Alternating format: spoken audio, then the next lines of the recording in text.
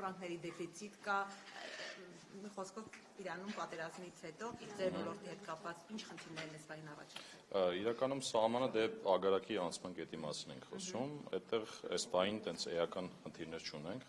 հետևյալն է տեղ ունենում, մենք օրական հետևում ենք դինամիկային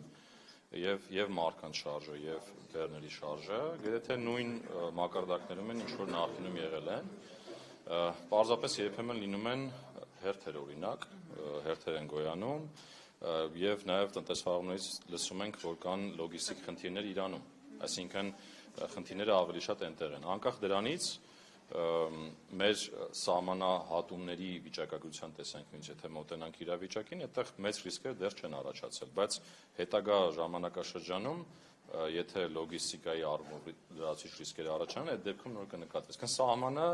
եւ սահմանային անցման կետը մաքսային գոտին աշխատում է բնական ռեժիմով առանց որևէ էական չէ, կառավարելի կուտակումներ են լինում ժամանակ որևէ բնականon է, բայց էական որևէ խնդիր այս բանին չունենք։ Վարորդներից բեռնատարների ինչ խնդիրներ եք, օրինակ ձեզ բողոքներ եկել են, ինչ խնդիրներ ունեն։ Տեսեք, այդ բողոքները կոնկրետ մեր մաքսային համակարգի կամ ծառայության տեսանկյունից որպես այդպեսին հարց չունենք, որովհետեւ մենք անում ենք նույն ընթացակարգերը, ինչ որ արել ենք մինչև սա։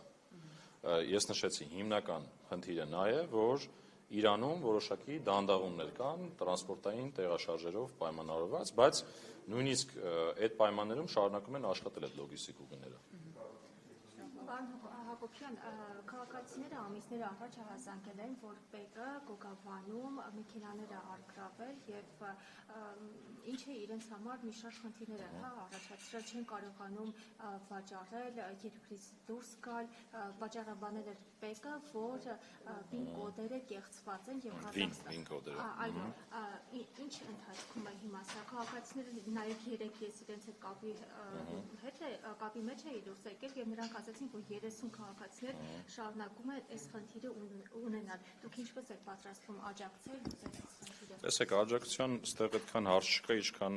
անցած տարի մոտ տենց երկու խոշոր սխեմաներ ենք բացահայտել եւ դա է պատճառը, որ կեղծ PIN կոդերով մեքենաները բազե պետք է համապատասխան արգրավումներ արվեն ու պահպանվեն տարածքներում։ Հիմա այդ մեքենաները շատ անվտանգ կերպով պահպանվում են մեր Գյումրու մաքսային տարածքում եւ համապատասխան հաղորդում է գնացել մեր կողմից ու քրեական գործ է ընթանում այդ ուղղություններով։ Դրա համար իմ կարծիքով արդեն ճիշտ կլինի համապատասխան մարմիններին հարցը հնչեցնեք, թե քննությունները ինչ փուլում են գտնվում։ Այսինքն մենք բացահայտել ենք սխեմաները, համապատասխան օրենքին համաձայն գործել ենք, պահպանում ենք այդ մեքենաները անվտանգ տարածքներում եւ սպասում ենք տեսնենք, թե ինչ քննություն կլինի եւ ինչ արդյունքներ կլինեն դրա արդյունքում։ Հարկատուների հետ կապված կան խոշոր հարկատուներ, որոնք առայժմ հրաժարվում են, ինչ այդ ճանապարհներով խուսափում են հարկեր վճարելուց, ՊԿ ինչպես է աշխատում դրանց հետ։ Տեսեք, նախ խուսափելու դեպքում գոյություն ունի գործիքակազմ, մենք գործում ենք ռիսկերի հիման վրա եւ չկան տենց անատական դեպքեր, որոնք մեր ուշադրության կենտրոնում հայտնվելուց կարող ենք օրինակ խուսափել մեզնից։ Այդ գործիքակազմը շատ տարբեր է վարչարության գործիքակազմը, ընդհանուր միջև օպերատիվ գործողություններ եւ այս պահին այդպիսի երևույթ չկա, որ խոշոր խուսափումներ լինեն։ Եթե այդպես լիներ, մենք եւ 25 թվականին եւ այս տարի այսպիսի բարձր աճերով մուտքեր չենք ունենա։ Պարոն Հակոբյան, տեսեք, Նիկոլ Փաշինյանը հիշում է կառավարության նիստի ժամանակ խոսեց, որ գնաց է հեռախոսային առել ապարիկով ուրիշ գիներ, հետո դրանից անմիջապես հետո ՊԿ գնաց եւ այդ խանութը փակեց, բայց դա նորմալ չի, որ ապարիկով այլ գիներ, եւ ասենք ըստ էության ուղիղ հրահանգստանալով առանց հասկանալու խորանալու տեղի ունեցածի մեջ ՊԿ գործողություններ իրականացրել են։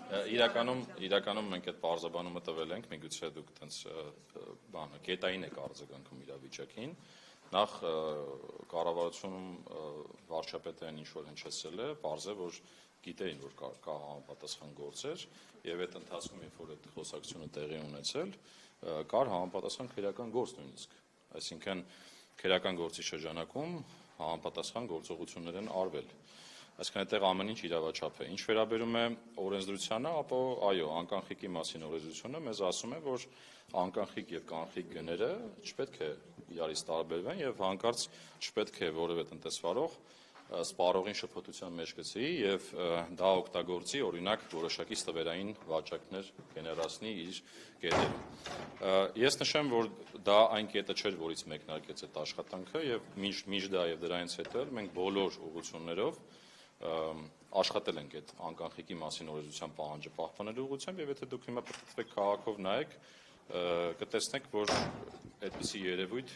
չկա կամ եթե նույնիսկ աչքի են գնում մեր ուշադրության կենտրոնում է ու նույնիսկ կայքերն է, որ հիմա ուշադրություն դարձնեք, տեխնիկայի կայքերը, այնտեղ չեք տեսնի օրինակ տարբերակվող գներ։ Հիմա վերաբացվել է։ Իհարկե, օրեր է տևել ուղղակի, այսինքն նորմալ է, տեսեք, քննչական այսինքն քրեական վարույթի շրջանակներում, այդ որ ասում եք պետք, իրականում այդտեղ կա համագործակցություն, եթե խոսում ենք դա քննչական կոմիտեի տիրույթում արդեն գործողությունները, մենք ուղղակի համագործակցում ենք, քանի որ մենք ենք բացահայտում օրինակ ներկայացնում եւ իրար հետ աշխատում ենք այդ ուղղությամբ։ Մի քանի օր տևել է ուղղակի հասկանանք թե այդ խնդիրը ինչ մասշտաբ է, գույքագրել ենք ինչ մասշտաբ է իրենց ներկայացնում եւ դրանից հետո թողել ենք որ բնականon գործունեություն ծավալի եւ նշեմ որ տվյալ վճարողը իր վարկագիծը էապես փոխել է դա։ Ուտուտը երբ եք ստուգել վերջի անգամ։ Շրջաններ եք գնացել, առևտուր արեց, այդ ժամանակ եւս ՀԴՄ չտվեցին եւ քաղաքացին բարձրաբանում էր այնտեղ, որ ինքը շաբաթը մեկ անգամ, երկու անգամ է կանգնում, այսինքն այս խնդիրը կա, առևտուրը մեկ անգամ, երկու անգամ է անում շաբաթը եւ դրա համար կտրոն չի տրամադրում։ Հիմա այսպեսի դեպքում քանակը կապ չունի։ Մեխանիզմներ են մշակվել, որտեղ Փաշինյանը այդ ժամանակ ասաց, որ մեխանիզմներ կմշակվեն, բարձրացնել ինչ են կանելու։ Տեսեք, մեխանիզմ ասածը նախ արդեն գոյություն ունի, այսինքն ցանկացած մարդ, որ վաճառք է իրականացնում, դա արդեն առևտուր է եւ հետեւաբար պետք է գրանցված գործունեություն ունենա, դա նշանակում է, որ պետք է ունենա նաեւ ՀԴՄ սարք, որ համապատասխան առևտուրը իրականացնելուց այդ ՀԴՄ կտրոնը գեներացնի։ Մեխանիզմների մասին ապագայի տեսանկյունից մենք հիմա քննարկում ենք օրինակ առցանց ՀԴՄ-ի համակարգ ունենալը, որ միգուցե ապագա տարիներին մենք ունենանք մի համակարգ, որը հնարավորություն կտա ավելի պարզ ձևով գեներացնել այդ ՀԴՄ կտրոնը, օրինակ հեռախոսում համապատասխան ծրագիր ունենալու միջոցով եւ իր վաճառքը կապ չունի ինչ հաճախականությամբ են իրականացնում կազմակերպ։ Բան հա, ուրեմն ուզում եի ճիշտել խոշոր սեփականատերերի, դե քանի որ Հայաստանում օլիգարխներ չկար, հիշեցի Նիկոլ Փաշինյանի ասածը, ստուգումներ իրականացվել են, հա, նրանց պատկանող օբյեկտներ կլինեն, խանութներ կլինեն, օրինակ, չգիտեմ, նույն 8 սուպերմարկետների ցանցում ուսումնասիրություններ վերջին անգամ երբ են եղել, որովհետև օրինակ լինում է, որ բարբերաբար նաև գնումներ կատարելիս նկատում ենք, օրինակ գինապիտակը ուրիշ է, կասայում արդեն ուրիշ գին է լինում, հրապարակներ էր այդ մասին գրել նաև նույն 8-ի վերաբերյալ։ Դուք ուզում եք ընդհանրապես արձագանքեմ թե 8-ին։ Ընդհանրապես ես նշեցի իմ պատասխաններից մեկում, որևէ մեկը եթե ռիսկ ունի չի վերիպում մեր աչքից, այսինքն եթե ռիսկա չկա անհատական տարբերակվող մոտեցում եւ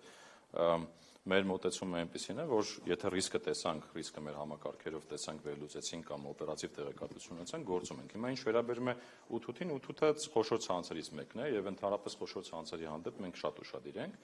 եւ այդ տվյալ կազմակերպությունն էլ այս վերջին բացարձակ որևէ կաշկանդվածություն չունենք, ավելին ասեմ, վերջերս մի խոշոր ստուգում ենք իրականացրել եւ մի քանի 100 միլիոնի հարկային, այսպես ասած, պարտավորություն է պոտենցիալ գեներացվել եւ դրա արդյունքում համապատասխան բանակցություններ են իրականացվում կազմակերպությունները, որ իր պարտավորությունները պատշաճ կատարեն։ Որևէ քաղաքական ենթատեքստ չկա այդ ամեն ինչում ստուգումները, որովհետեւ մենք տեսանք անմիջապես Սամվել Կարապետյանի հայտարարությունից հետո ՊԵԿ-ը նրա բոլոր բիզնեսները սկսեց ստուգել եւ ինչ որ բաներ փորձեց գտնել։ Այդպիսի բան չի եղել։ Հիմա օրինակ Կաշի գրուպի հետ կապված դուք ինչ ստուգումներ եք իրականացնում, չկա։ Տեսեք, էլի նորից դուք բարբերաբար ինձ տանում եք այն դաշտ, որ հարցը քաղաքականացնեք, ես ասեմ հարց ստուգումներ կա, թե չկա։ Ստուգումներ եղել են։ Եվ ինչ է կարձանագրել։ Ասում են ստուգում են, փորձում եք ինչ-որ բաներ անպայման գտնել։ Հիմա ինչ։ Չէ, տեսեք, ոչ թե փորձում ենք ինչ-որ բաներ անպայման գտնել։ Որտեղ կա քաղաքական հրահանգ։ Բացարձակ չկա այդպիսի բան։ Տեսեք, այո, տարբեր կազմակերպություններով տարբեր խոշոր բացահայտումներ եղել են, եւ նախկինում են եղել, եւ այս անցած տարվա ընթացքում են եղել, եւ կարող է շարունակել լինեն, եթե համապատասխան ռիսկերը տեսնենք։ Ես դրա համար եմ ասում, մեր մոտ որևէ կազմակերպության նկատմամբ վերահսկողություն անելու կաշկանդվածության գոյություն չունի։ Այդ թվում եւ Տաշիր հոլդինգի ուղղությամբ կամ այդ կազմակերպությունների, որոնք որ այդ կազմում են։